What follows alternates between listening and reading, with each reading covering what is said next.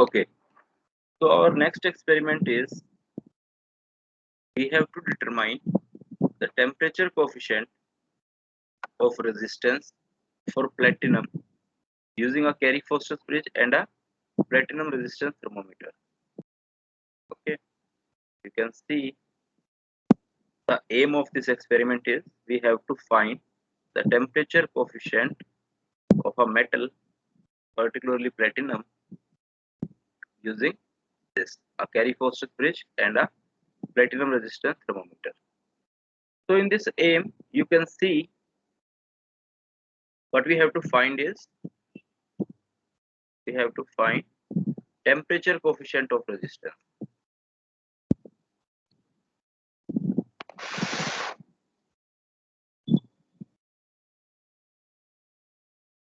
We have to find the temperature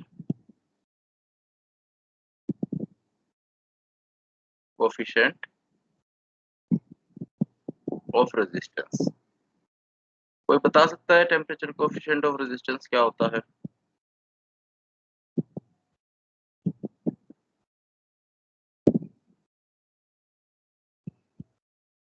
yes बताइए temperature coefficient of resistance क्या होता है? सर टेम्परेचर चेंज होने पे रेजिस्टेंस चेंज होती होगी तो उससे कुछ रिलेटेड मिलेगा. यस दी रेजिस्टेंस जो है that will change with change in temperature of any material. So by definition, temperature coefficient is also is abbreviated as TCR. This TCR is, you can say, relative change or is change in resistance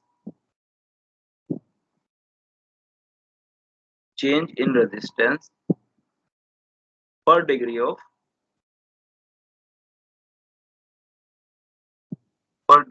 temperature change.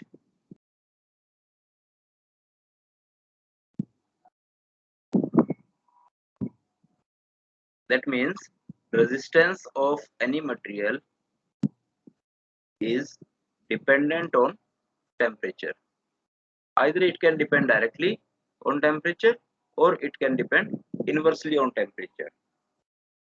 So for okay, let's say for metals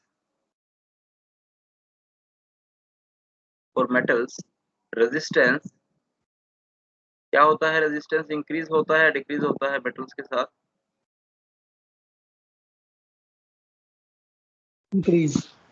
increase होता है. Very good. Decrease कौन बता रहा है?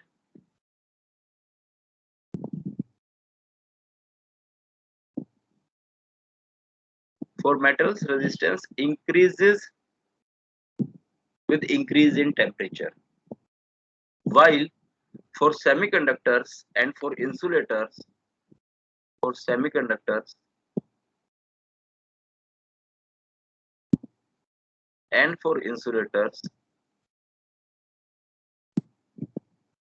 resistance decreases with increase in temperature.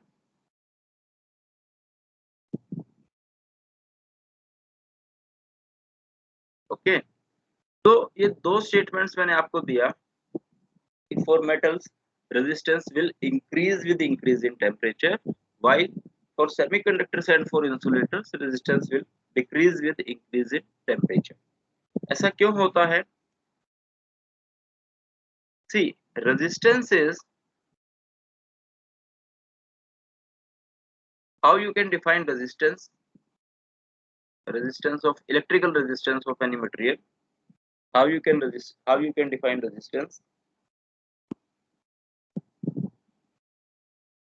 Rho L upon A. Unit cross section, unit length. Okay, in general, resistance is a measure of the opposition of current flow in any electrical circuit. Okay, resistance is opposition of current flow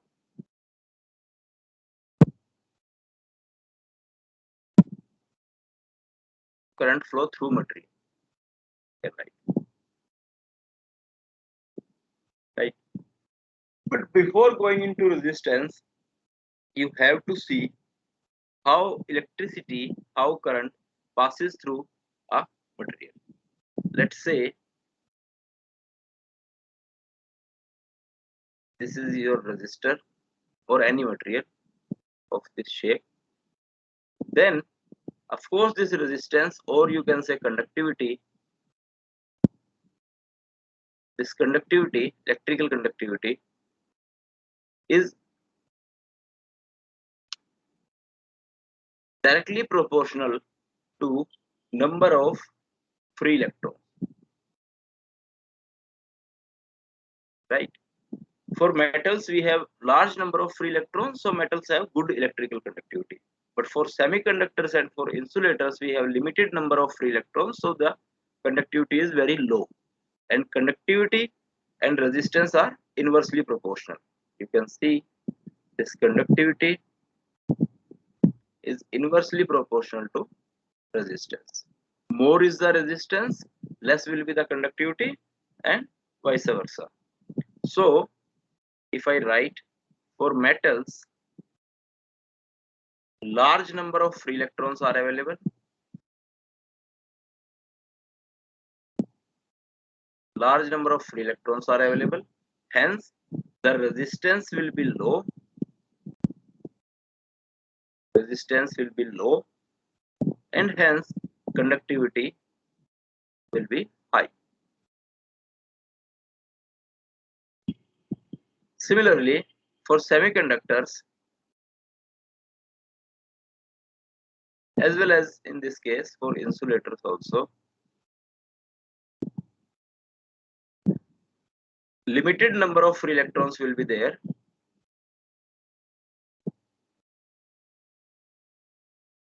Limited number of free electron, resistance will be slightly low. Sorry, resistance will be slightly high than metals, and conductivity will be low. Okay, so this is a scene for all type of materials. For metals, we have low resistance. For semiconductors and for insulators, we have high resistance. Now, suppose this is any material. Let's say this is a metal. In this metal, we have atoms. We have atoms, a lattice, and we have free electrons.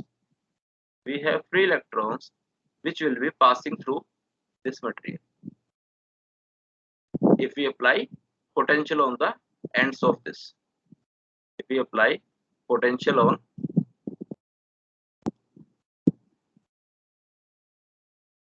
if VB is greater than VA, then electrons will be traveling in this direction, A to B. So electrons are traveling through this material, and that's why it is conducting. Okay. So the resistance, a physical parameter, is basically a measure of a position of this current flow, this electron flow through this material. Okay, up till this point you should be comfortable. 9th 10th 11th 12th में पढ़ा होगा ये सब, इसमें कोई difference नहीं है, कोई नया नहीं है. But now as temperature increases, in this case of metals, as temperature increases, now number of free electrons are large in this case metal. So as temperature increases, what will happen? These atoms which are constituting metal or material,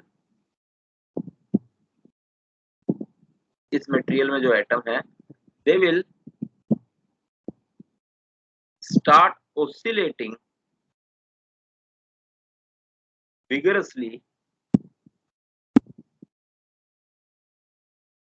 with increase in temperature. With increase in temperature, right?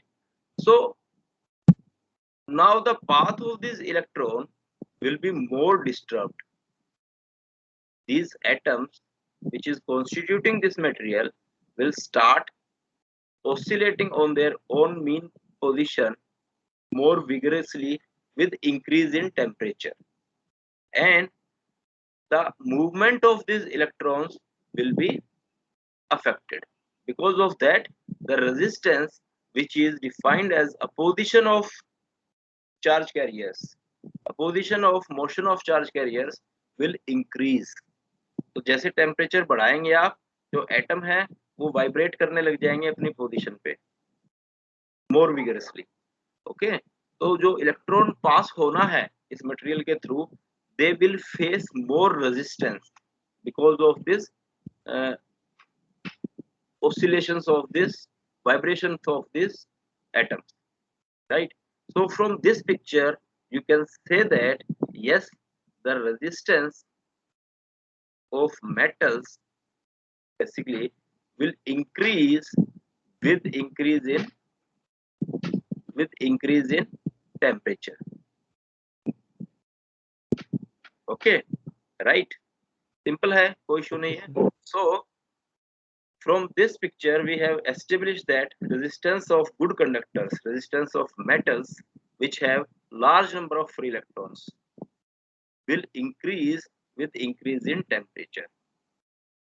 So next we will see with the same picture how a resistance will decrease with semiconductors and insulators.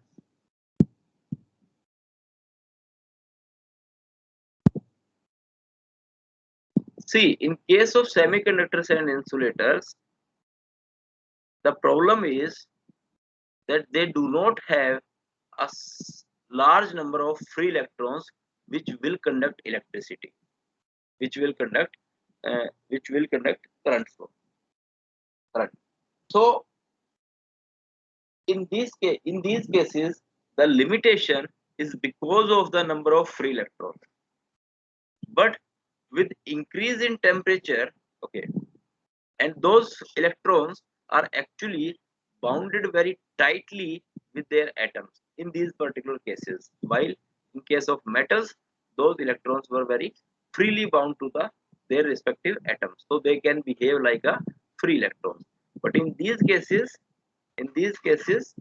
there are very few electrons which are free, and there are large number of electrons which are bound to their atoms. Only few electrons are free, so the conduction is less in these cases, in cases of semiconductors and insulators, because they have large number of bound electrons and they have less number of free electrons. And you know, free electrons are the carriers of the current, are the responsible for the current. So that's why in case of insulator and semiconductors, because of the limited availability of free electrons, the conductivity is less and hence resistance is more. But as soon as you start increasing the temperature of these semiconductors or insulators, if you increase the temperature, then because of this temperature, because of this thermal energy, some of the electrons might get detached from their atoms and can become a free electron.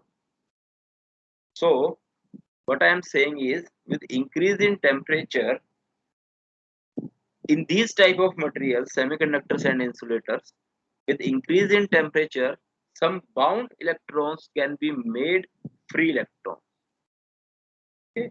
And because of this increase in number of free electrons, the conductivity will increase and resistance will decrease.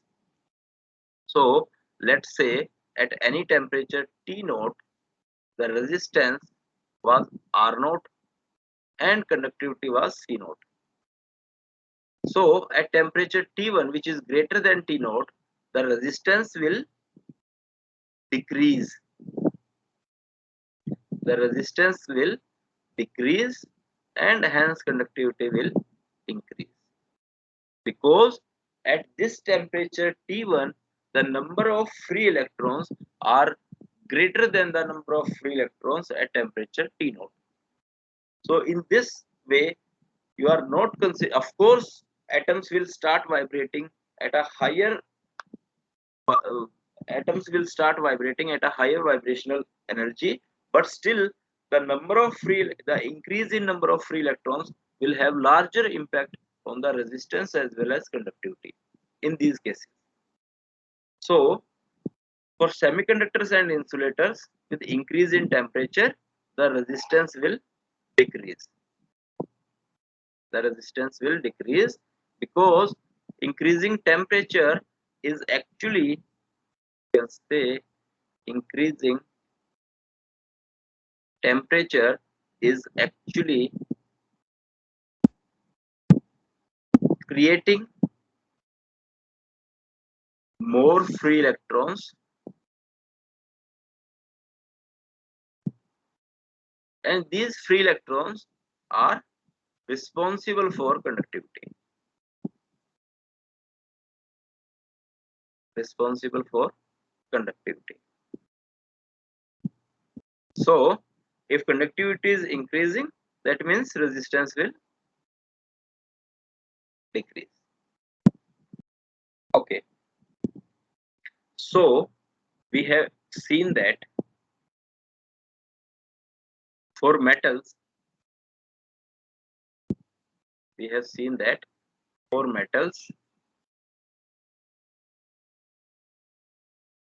resistance will increase with temperature, with increasing temperature, and for insulators or for semiconductors,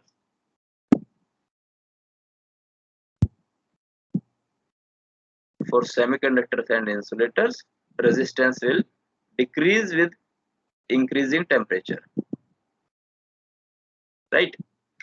So I will show you a equation. Let's say resistance at any particular temperature RT. RT is the resistance of material at any temperature T, will be equal to R naught 1 plus alpha T. You can see that this equation actually relate your resistance at 0 degree temperature. This R naught is resistance at 0 degree temperature. This RT is resistance at any temperature T, and this 1 plus alpha T will be the factor which will show you if resistance is increasing or decreasing with respect to temperature. R naught, if I expand this, it will be R naught alpha T. So you can see that for these type of materials, when resistance is increasing with increase in temperature, for metals the value of the sign of alpha should be positive. The alpha value, where alpha is called temperature coefficient of resistance. This alpha is called temperature coefficient of resistance, and this coefficient, this parameter tells you how the resistance will change with respect to temperature of any particular material. So if alpha is positive, then I can directly say that yes, resistance is increasing with increase in temperature, and hence these are case of metals. While if alpha is negative, you can see that if alpha is negative, then the resistance with increasing temperature, as soon as you increase the temperature, this second expression will be more negative, and hence resistance, this RT, will be less. So for negative alphas, you can see resistance with decrease with increasing temperature, and this should be the case for semiconductors and insulators.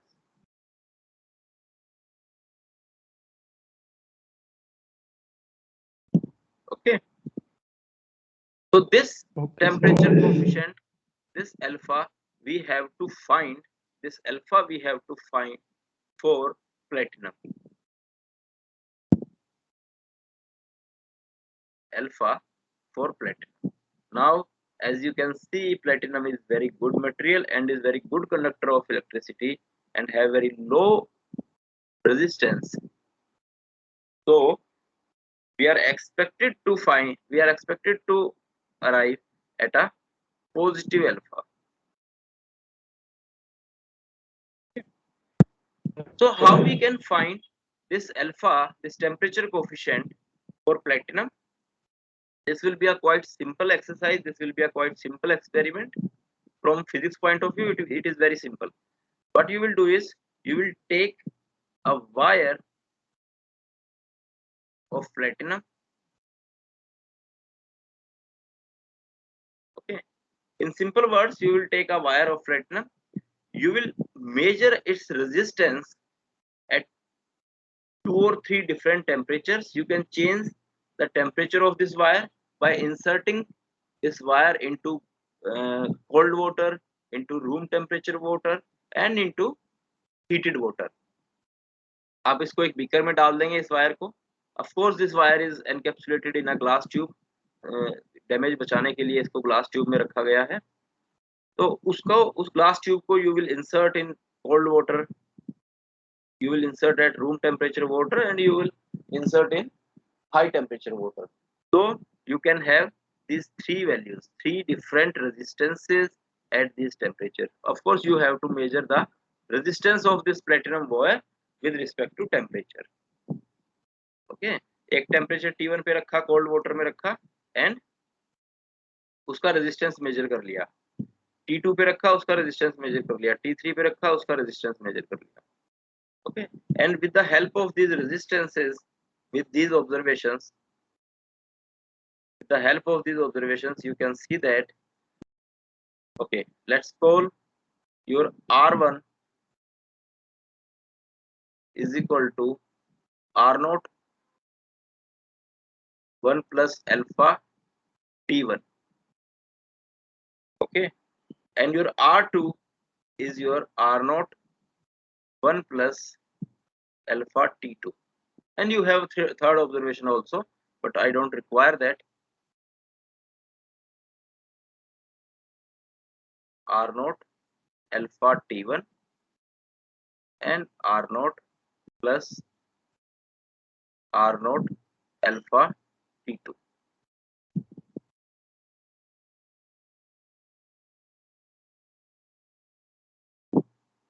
Right. So for this, what you can do is you can find the value of alpha from this. Okay, you can find the value of alpha from this. Okay, I will show you the formula.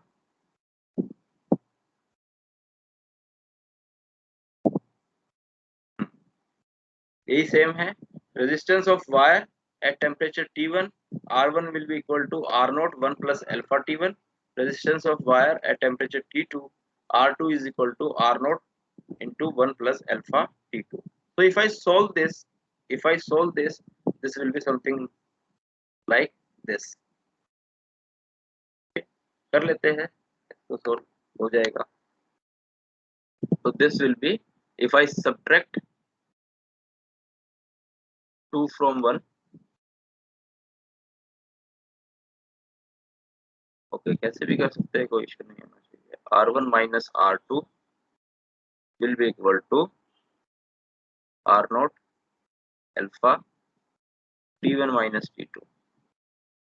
Right. So this will be R1 minus R2 divided by R0 T1 minus T2. Okay. And we have to, of course, we have to find the value of R0 also. Okay. R0 का value कैसे find कर सकते हैं? If you find the value of R naught, your alpha will become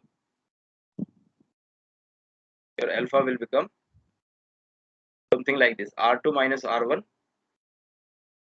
divided by T2 R1 minus T1 R2.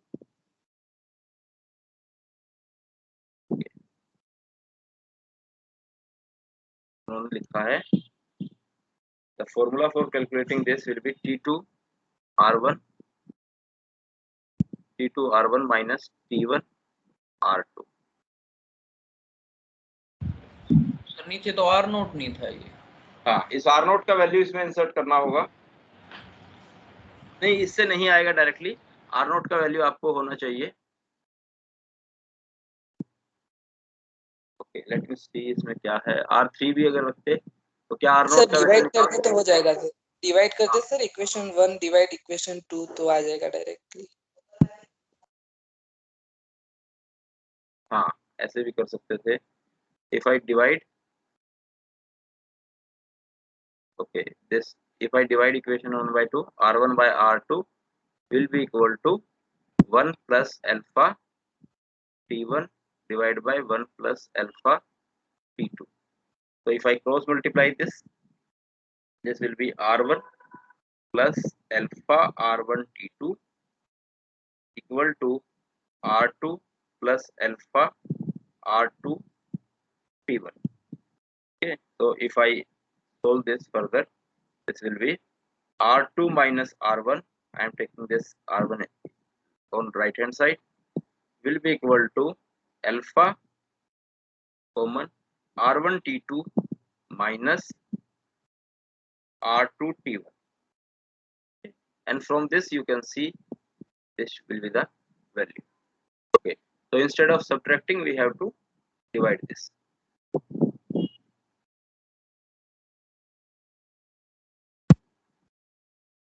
So instead of subtracting, if we divide this equation, we can find value of alpha from 2 points. So the main aim of this experiment, main procedure of this experiment is you have to find resistance of platinum wire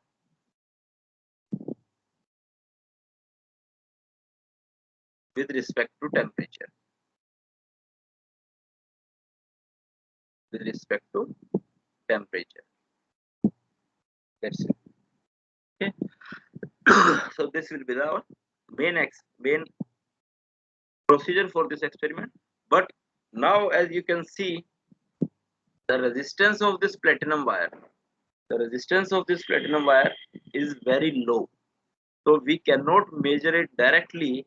We cannot measure this resistance directly from the multimeter. Okay, because the resistance is low. And for measurement of low resistance, what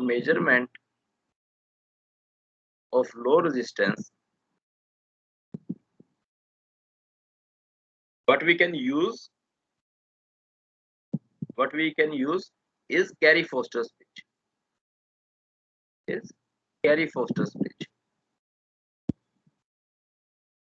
So this Carey-Foster bridge is an extension of meter bridge. Meter bridge तो आपने school में use किया होगा. Is Carey-Foster bridge is the extension of meter bridge, but with enhanced sensitivity and accuracy. So for low resistances like resistance in the order of 1 ohm, 1.5 ohm, 2 ohm, and the change in resistance with temperature in these cases is actually very low. So suppose you have resistance 1 ohm at T1 and you have resistance 1.1 ohm at T2. So that small change in the resistance can only be measured with the help of these bridges, Carey-Foster bridge. Okay, you cannot measure this change in resistance, this much change in resistance with multimeter. Okay, so that's why we will be using Carey-Foster's bridge in this case, right? And for the second part of this experiment, Carey-Foster's bridge will be helpful in determining the resistance at particular temperatures. And in second part of this experiment, we will be calibrating this platinum resistance thermometer. We will be calibrating this platinum resistance thermometer, and we will see what I mean by calibration and why we are calling this as thermometer. Okay, this platinum resistance wire we can call as thermometer, but this we can cover in next class. For this, for today, just you have to understand these things, how the resistance of materials changes with respect to temperature, and how a temperature coefficient which is defined as the change in resistance per unit degree of temperature, how this alpha, how this temperature coefficient can be calculated of a material. We just have to measure resistances at different temperatures, and with the help of these values, we can, with the help of these values, r1 at t1, r2 at t2, r3 at t3, we can find the value of alpha. With the help of this first two observations, we will find one alpha. One alpha means a single value, one value of alpha, and with the help of this r2 and r3, we can find another value of alpha. Okay, and from r1 and r3 we can find another value of alpha, and we will take average of all this alpha. Okay, that's why I was saying you have to take at least 3 observations. You have to measure the resistance of this wire at 3 different temperatures, so that from these 3 observations you can find 3 different values of alpha, and you can take average of them, right?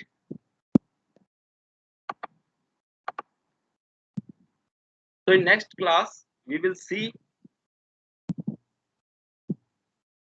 how we have to use this Carey-Foster's bridge to find the low resistance of this platinum wire. That will be altogether a different exercise. That Carey-Foster's bridge, I was assuming you have done in your second semester, but okay, if you are not, if you have not done this Carey-Foster's bridge experiment in second semester, then we will cover that experiment also.